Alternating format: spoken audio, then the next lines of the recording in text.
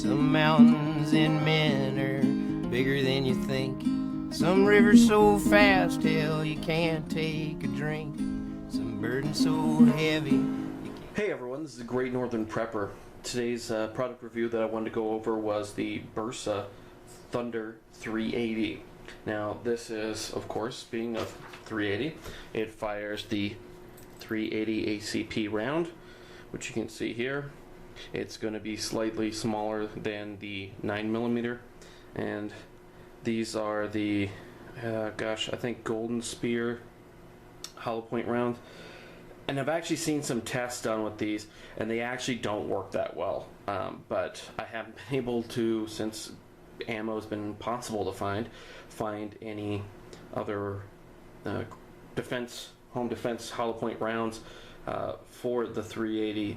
So basically, the problem was it's not that it doesn't, go into the person or whatever you're shooting at. It's just with clothing, it'll actually gum up inside there and it won't let it expand. But that was one review. I'll post the video of the review in the post here and on the main Great Northern Prepper website that you can see for yourself. It comes with a 7-round magazine. This is actually a aftermarket magazine, but they're all steel. They have a steel follower, and they actually have this little groove right here that's for your pinky. So a lot of times with these smaller pistols, for the sake of concealability, they're usually flat and they don't want anything extra that they don't need. So what happens a lot of times is that your finger kind of wraps around the bottom of the grip itself. So the pistol's pretty neat. It fires a 380 auto. It's a blowback operated semi-automatic. And what that means is that the barrel is fixed to the gun's frame. Like in a Glock, if you've ever seen those, or a lot of other pistols, when you take the slide off and for disassembly, the barrel comes out as well. But this is actually fixed to the gun frame, and the gun's slide recoil spring surrounds the entire barrel, and that eliminates the need for any kind of spring guide and reduces the slide's overall length. And this is pretty much used standard for most 380s that you're going to see. It's 6.63 inches long, it's 1.28 inches wide, and it is 5 inches in height.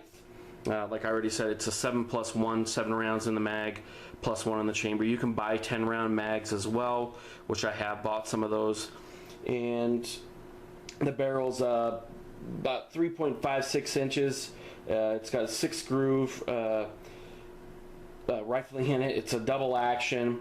The sights on it are a white 3-dot and just standard pistol where you line up the dots and fire.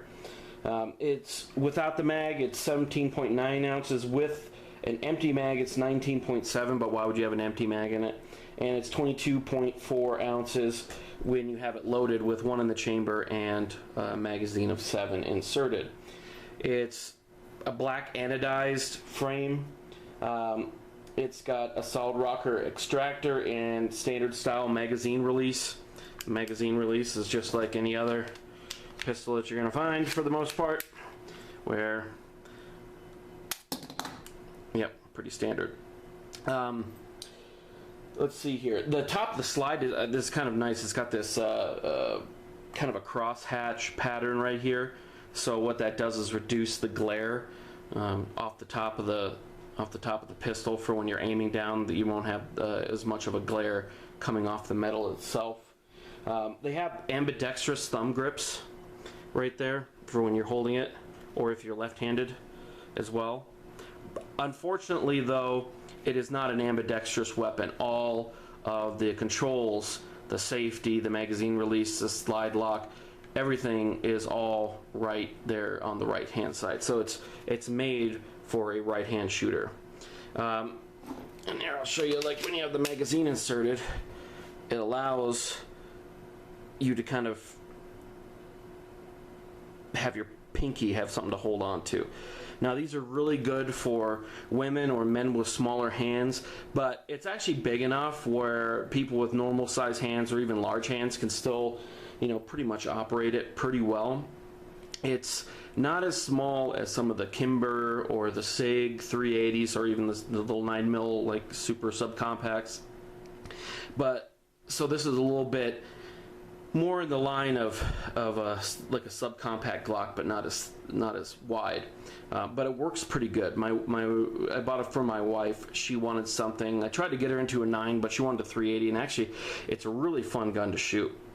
And you take it out, shooting at the range, it works. You know, it's actually a lot of fun. There's really little to no recoil. It's actually kind of loud, but that's just kind of standard.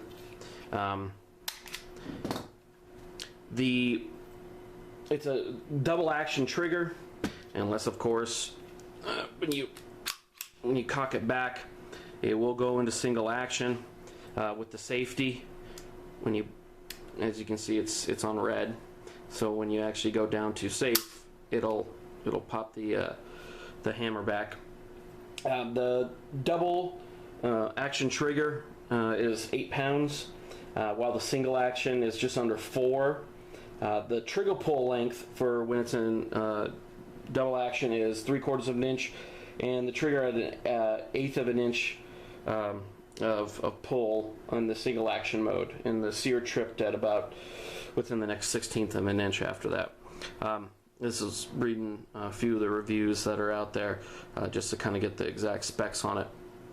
It's a really good little pistol. It's something that you can easily put inside a purse or whatever, although I don't recommend having your main primary weapon in a purse for all you ladies out there. It's too hard to get to. I'd really recommend you finding something that you're comfortable with for having, you know, a little bit more accessible than in your purse. And if it's going to be in your purse, make sure you always have your purse with you on your right hand side, or whatever your main your main shooting hand side is. If you're left-handed, then have it on your left side, but have it easily accessible and have it in the same place every single time so that you can reach in and grab it right away, and you're not fumbling in there over lipstick and tissues and cell phones and wallets and all that other kind of stuff. But if it's, you know, this works as a really nice little backup pistol. It's not slim enough where it's going to go unnoticed in a leg holster so much, but it is something that, if need be, could be in a really small little holster in the small of your back as a backup little pistol. They're relatively cheap. They're going for about $225 to, I'd say, $275, maybe even $290 in kind of the realistic range, as prices have dropped again. I think we paid $220 brand new when we bought this, but that was going off prices at Gunbroker. I've seen some of them all the way up to $400, which I think is ridiculous. It's a really well-made pistol. It's made by who's this made by? Well, Bersa, but it's from Argentina. It's very popular in South America because in many countries 380 is the largest caliber that you can buy. It also has like this, there's a little key that comes with it. It's kind of an internal safety lock if you really want to. It has a little F for fire, S for safe, and you can actually turn it so that even if your kid picked it up, they couldn't technically fire it. It's kind of useless for those of us who, you know, I have kids and everything like that, but I have separate little gun vault safes to keep our stuff out of the prying hands of our children. And I really don't need to worry about that, at least for a few more years, until my daughter gets old enough to start rummaging around in places she doesn't belong. Although I do have to, now that she's crawling around and walking and grabbing stuff, I can't leave my pistol out like I used to. So, but anyways, it's a really good little pistol. It's a lot of bang for your buck. I wouldn't recommend it for your primary, being your primary round, but then again, anything's better than nothing. And being $225, it makes it a very affordable little pistol. Right, I wanted to say 380 is not that expensive, and it's, you know, it's easy to find, but nothing's easy to find right now. Although things are starting to coalesce a little bit and kind of catch up with the demand somewhat. But you can buy, you know, a box of 50 relatively cheaply, and I think this makes a really good little round, or a really good little pistol to have. Some people knock the 380 as not being powerful enough. Yeah, it's not going to be as hard hitting as a 45, but it's a lot better than like a 22 or a 25 or a little 32. The 9mm is going to be a little bit better, but I think it's a really good overall pistol. My wife likes it, and that's the most important thing, is she's very comfortable with it. She likes it a lot, so that's what's most important, because it makes it easier to get her used to carrying it around. So it's a good little pistol. I think it'd make a good little backup and or a primary for someone who's, you know, of smaller frame and can handle some of the larger calibers. So anyways, if you guys got any questions or comments, please do so below in the video. You can head over to greatnorthernprepper.com to check out a lot more, from food storage to, you know, anything that you can imagine for prepper type stuff.